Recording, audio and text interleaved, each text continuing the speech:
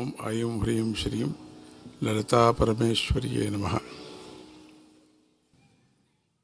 అమ్మవారి యొక్క విశేషమైన నవరాత్రుల్లో దేవీ భాగవతంలో ఒక్కొక్క ఘట్టాన్ని మనం చెప్పుకుంటున్నాం. ఒక్కొక్క రోజు ఒక విశేషమైన ఘట్టమే. ఈరోజు చూస్తాం ఏం ఘట్టమో. ఈ దసరా ఉత్సవాలు ఎన్నో యుగాల నుంచి కూడా అమ్మవారిని ఆరాధన చేస్తున్నారు. ఏదో ఇప్పుడని కాదు. ఓం శ్రీమాత్రే నమః. బాలా విక్రమ సంవృష్ట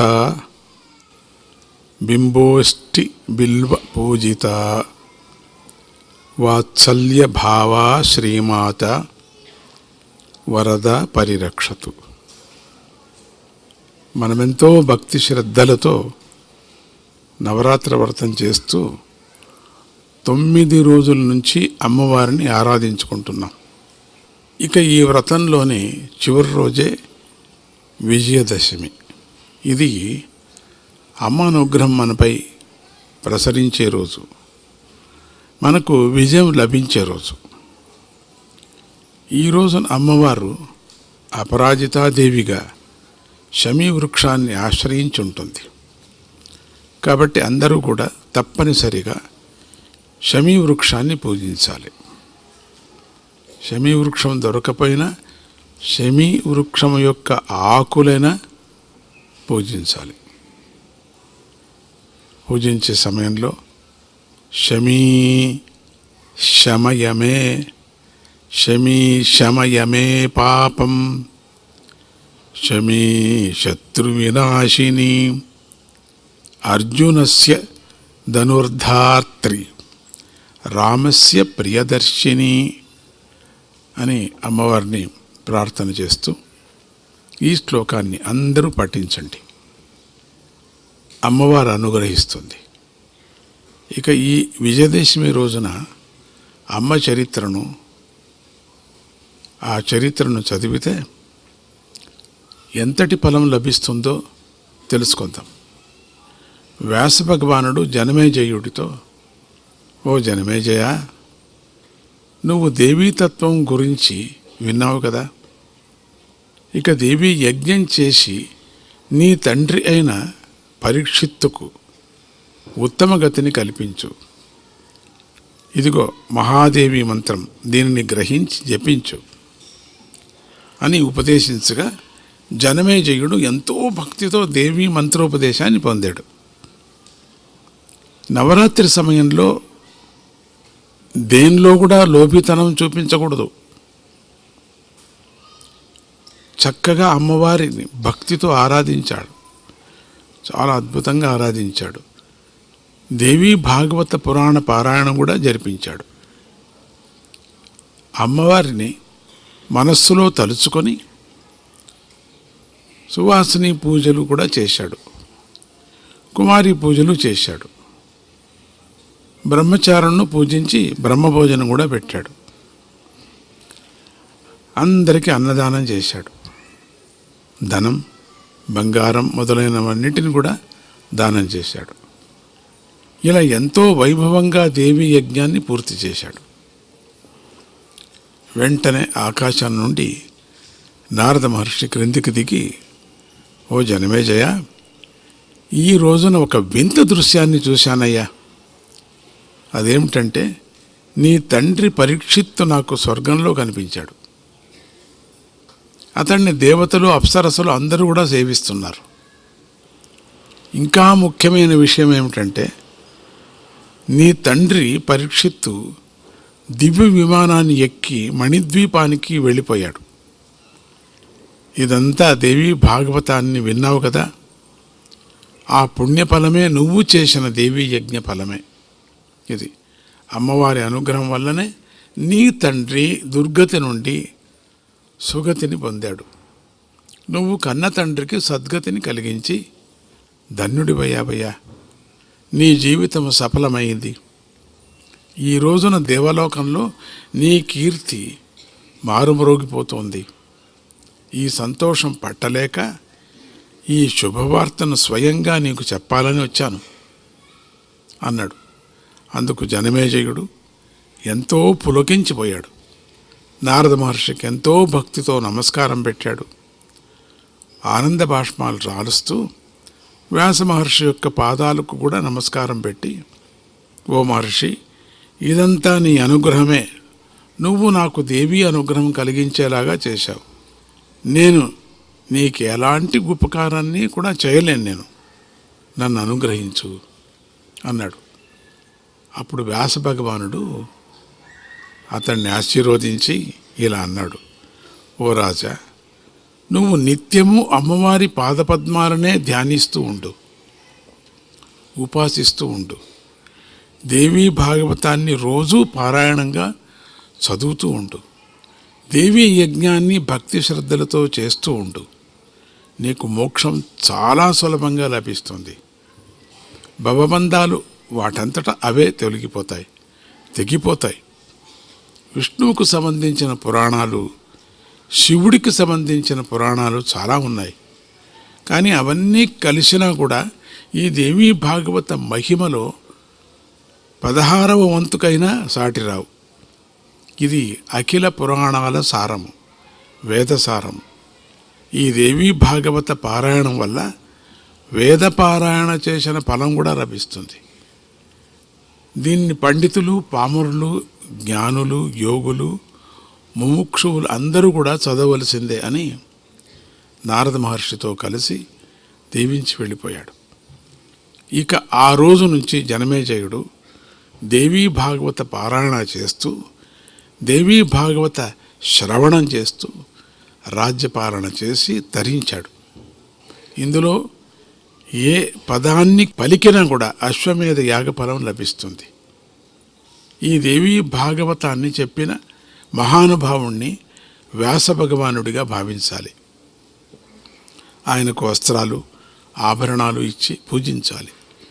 అమ్మవారు సింహం మీద కూర్చున్నట్లుగా బంగారు ప్రతిమను చేసి పురాణం చెప్పిన మహాత్ముడికి ఇవ్వాలి. దక్షిణగా కపిల గోవును దూడతో సహా ఇవ్వటమే కాకుండా గోవు మెడలో బంగారు గొలుసు వేసి ఇవ్వాలి. పండితులకు అన్నసంతర్పణ చేయాలి. ఇలా చేసిన వారు ఇహలోకంలో సుఖంగా జీవించి అంతంలో అంటే దేవీ పట్టణానికి చేరుకుంటారు. నిత్యము దేవీ భాగవతాన్ని చదివేవారికి, వినేవారికి ఎప్పుడూ ఎక్కడా అసాధ్యమనేదే ఉండదు, పరాజయం ఉండదు. సంతానం కోరుకునే వారికి సంతానం లభిస్తుంది. ధనం కోరుకునే వారికి ధనం లభిస్తుంది. విద్యార్థులకు విద్య లభిస్తుంది, కీర్తి లభిస్తుంది. నిత్యము ఇంటిలో ఈ దేవీ భాగవతాన్ని పూజిస్తే లక్ష్మీదేవి ఆ ఇంటిని విడిచిపెట్టి వెళ్ళదు. దుష్టగ్రహాలు ఆ ఇంటి వైపు తొంగి కూడా చూడవు. ఈ పురాణాన్ని నెల రోజులు కనుక పఠిస్తే ఎలాంటి జ్వరాలైనా సరే తొలగిపోతాయి. ఒక్కొక్క అధ్యాయంగా సంధ్యా సమయంలో పారాయణ చేస్తే బ్రహ్మజ్ఞానం లభిస్తుంది. దేవీ నవరాత్రుల్లో చదివితే జగదంబిక చాలా సంతోషించి కోరిన దానికన్నా 1000 రెట్లుగా వరాలను కురిపిస్తుంది. దీనిని ఎవరు పఠించినా కూడా కోరికలు తీరుతాయి. వారి ఇష్టదేవత వారి పట్ల చాలా సంతోషిస్తుంది. ఎవరు ఏ ఉపాసన చేసినా అది అమ్మవారి ఉపాసనే అవుతుంది. ఎందుకంటే అందరికీ మూలం అమ్మే. అందరూ అమ్మ యొక్క అంశలే. అందుచేత చదువు రాని వారు, చదవలేని వారు ఈ పురాణాన్ని వింటే చాలు, వారికి అంత పుణ్యము లభిస్తుంది. ఇది వేదసారం. దీన్ని పారాయణ చేస్తే వేదాన్ని పారాయణ చేసిన ఫలం లభిస్తుంది.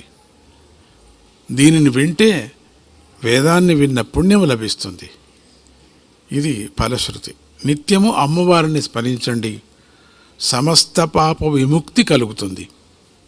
మహాలక్ష్మి, మహాకాళి, మహాసరస్వతి స్వరూపిణి అయినటువంటి ఆదిపరాశక్తి ఇచ్ఛాశక్తి, జ్ఞానశక్తి, క్రియాశక్తులతో దుష్ట శిక్షణ, శిష్ట రక్షణ చేస్తూ ప్రజారక్షణ కావిస్తూ ఉంటుంది ఎప్పుడు.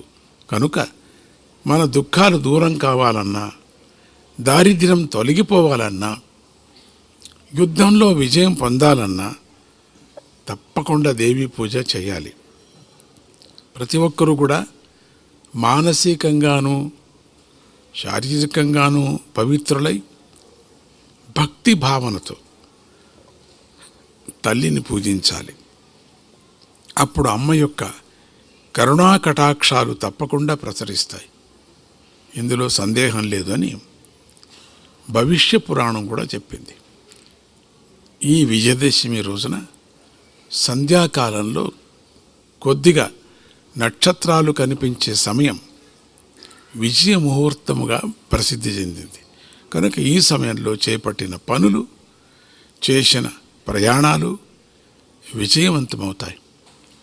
శ్రీమాతను శైలపుత్రి, బ్రహ్మచారిణి, చంద్రఘంట, కూష్మాండ, స్కందమాత, కాత్యాయని, కాళరాత్రి, మహాగౌరి, సిద్ధిదాత్రి అని నవదుర్గ రూపిణిగా స్మరించి ఆరాధించండి. శత్రువులను జయించాలని అనుకునేవారు దీనికి సంబంధించిన ఈ ఆశ్వయుజ మాసంలో అమ్మవారిని ఆరాధించాలి. అంటే ఈ దేవికి సంబంధించిన ఈ ఆశ్వయుజ మాసం దేనికి సంబంధించిందంటే దేవికి సంబంధించినటువంటి ఆశ్వయుజ మాసం. అమ్మవారిని ఆరాధించాలి. రఘు మహారాజు ఈ మాసంలోనే విజయ యాత్ర చేసి విజయం సాధించాడు. శ్రీరాముడు కూడా ఈ సమయంలోనే శమీ వృక్షాన్ని పూజించి రావణాసురుడిపై విజయం సాధించాడు.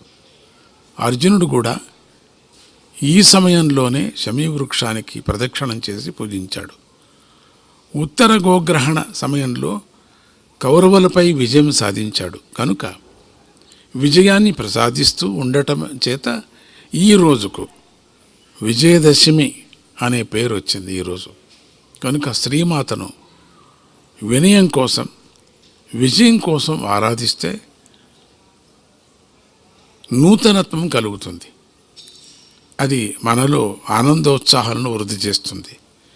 శ్రీమాత శోక మోహ భయాలను పోగొట్టి జన్మ మృత్యువులను నుండి విడిపిస్తుంది కూడా. సాధకులకు శాశ్వతానందాన్ని అనుగ్రహిస్తుంది.